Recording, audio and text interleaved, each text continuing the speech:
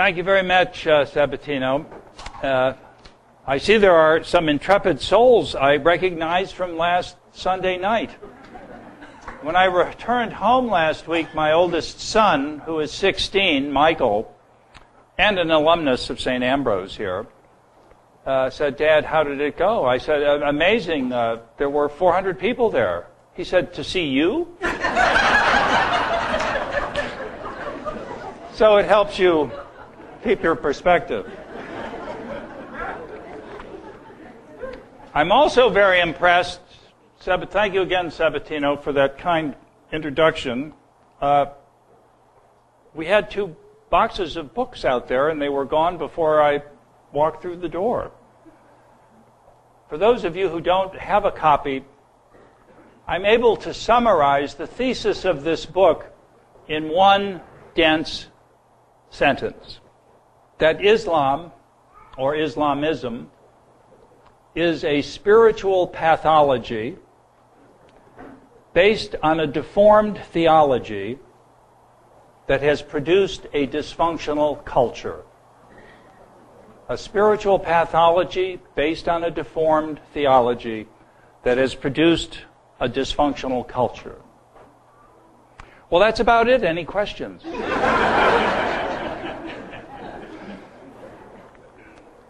Last week, we spent almost the entire evening going over some of the fundamentals of Islam, particularly by contrasting it with Judaism and Christianity. And we focused, if you recall, on Genesis and the accounts of creation in the Quran. And we found some rather amazing things in there that make very distinct Allah from the Judeo-Christian God and who we are. If you recall, in the Quran, man is not made in the image and likeness of God. And what likeness is that? Reason and free will. We discovered that there is no original sin in the Quran, only the first sin, which is like the second or third sin. And therefore there is no salvation history. There is no promise of a Messiah. There is no broken relationship between man and God in Islam because there was no relationship to begin with. And we discovered the other interesting detail that man did not name the animals, Allah did. Man did not have the power to name. And then we found out, remarkably enough, neither did the angels. They had no independent means through which to apprehend reality through words. And this gave us a little preview of what we will see tonight developed in Muslim theology and philosophy. This is one of the greatest human dramas in the history of the world. And it took place in the 9th century in Baghdad during the Abbasid Caliphate. After Islam had poured out of the Arabian Peninsula, conquered the Persian Empire, huge parts of the Byzantine Empire. In those early days, the Caliphate, during the first 4 caliphs, stayed in the Arabian Peninsula and sequestered their troops outside of the cities they had conquered so as not to be contaminated by the Persian or the Christian culture. But after those 4 caliphates, they moved the capital to Damascus and then later under the Abbasids to Baghdad. And they couldn't maintain that pristine exclusion.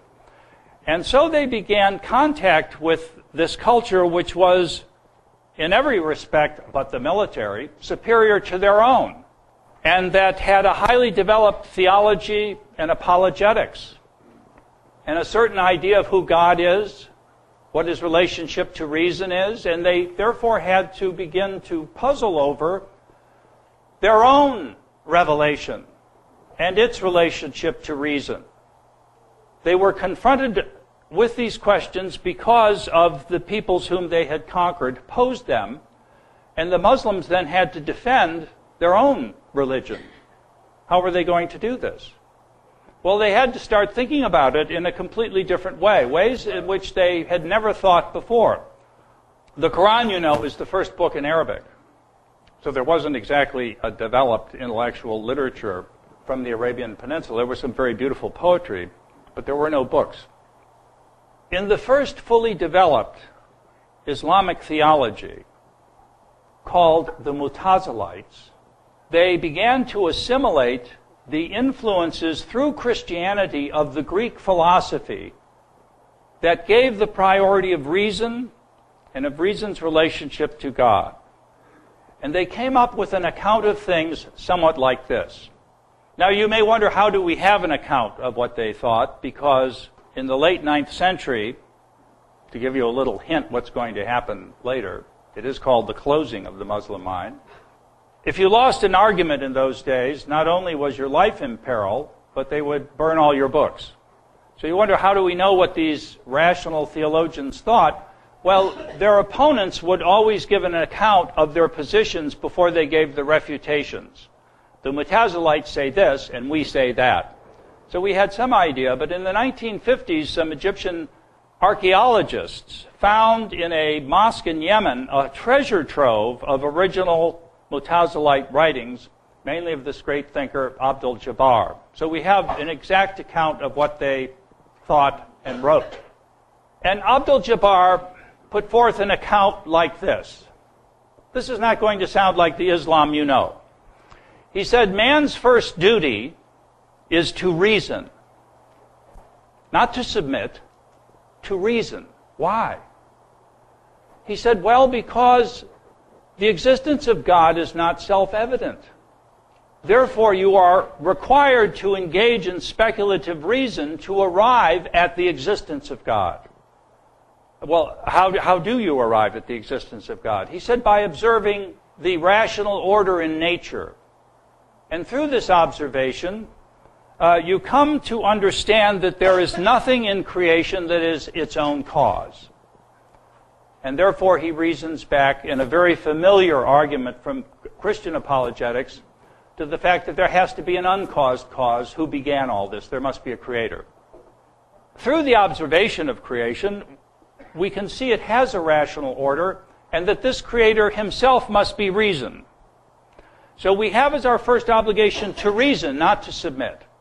And once we have established the existence of God, then the question might arise, well, has he spoken?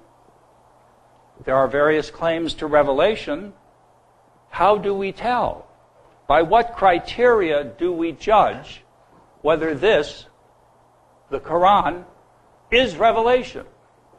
And once again, al-Jabbar said, the criterion is reason. God would not give us this reason and ask us to come to understand a revelation that asks us to believe things that would require us to deny our reason.